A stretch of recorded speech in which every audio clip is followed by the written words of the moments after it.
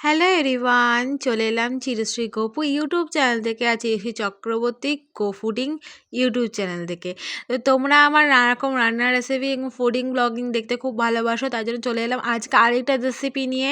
তো তো আজকে বানাচ্ছি একটা নতুন ধরনের পরোটা। এটা তোমাদের খুব ভালো লাগবে, এইটুকু আমি বলতে পারি। তো পরোটা বানানোর জন্য দেখতেই পাচ্ছ বাটিটা ভালো করে ধুয়ে নিয়েছি, কারণ হাইজিন মেনটেন করা সব থেকে দরকার। তো পরোটাটা ভালো করে মানে বাটিটা ভালো করে ধুয়ে নিয়ে তার মধ্যে দেখো পরিমাণ মতো ময়দা নিয়ে নিয়েছি। তো তোমরা এটা আটা থেকে ময়দাতে করলে সবথেকে ভালো। তুমি আটা থেকে করতে পারো, কোনো প্রবলেম নেই। তো এখানে আমি পরিমাণ মতো ময়দা নিয়ে নিয়েছি, এর মধ্যে নিয়ে নিয়েছি হাফ চামচের মতো ধনে গুঁড়ো, জিরে গুঁড়ো। তো মিক্সড করা থাকে আমাদের সেই ধনে গুঁড়ো, জিরে গুঁড়ো। তার মধ্যে নিয়ে নিয়েছি লঙ্কার গুঁড়ো। আর লঙ্কার গুঁড়ো আমি এখানে হাফ চামচের একটু বেশি দিয়েছি, তোমরা একটু 1 চামচও দিতে পারো বা কারো কমও দিতে পারো তোমাদের ঝালের পরিমাণ। তো তার সাথে দিয়েছি একটু পরিমাণ লবণ এবং হচ্ছে চিনি। তো তার সাথে দিয়ে লবণ আর চিনি দিয়েছি, তোমরা এখানে ম্যাগির মশলা অ্যাড করতে পারো। তার সাথে দিলাম হচ্ছে ধনেপাতা কিছুটা ধুয়ে কুচো করে কেটে দিয়ে দিয়েছিলাম। তো ভালো করে একটুখানি পরোটার সাথে মানে আটার সাথে ময়দার সাথে ভালো করে মিশিয়ে নেওয়ার পর 3 চামচ মতো রিফাইন অয়েল দিয়ে ভালো করে আবার মিশিয়ে নিয়ে একটু একটু করে জল দিয়ে ভালো করে কিন্তু বেলে নিয়ে মানে মেখে নিয়েছি ময়াম দিয়ে।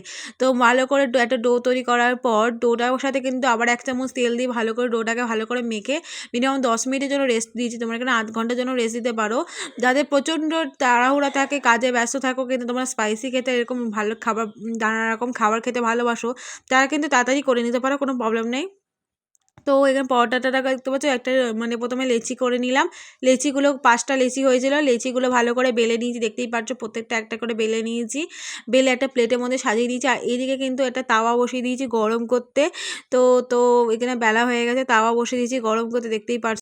নিয়ে ভালো করে তাওয়াটা গরম করে নিয়েছি। তাওয়াটা গরম করার পর দেখো এক একটা করে পরোটা দিয়ে ভালো করে কিন্তু সেঁকে নিয়েছি। এপিঠ ওপিঠ ভালো করে সেঁকে অল্প অল্প তেল দিয়ে ভালো করে ভেজে নেবো এবার।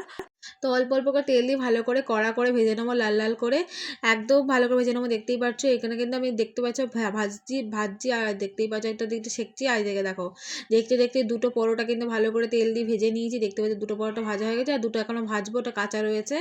তো আরেকটা কিন্তু সেঁকছিলাম, এপিঠ ওপিঠ ভালো করে সেঁকে নিয়েছি। এবার চলো এবার তেল দিয়ে ভালো করে ভেজে নিই।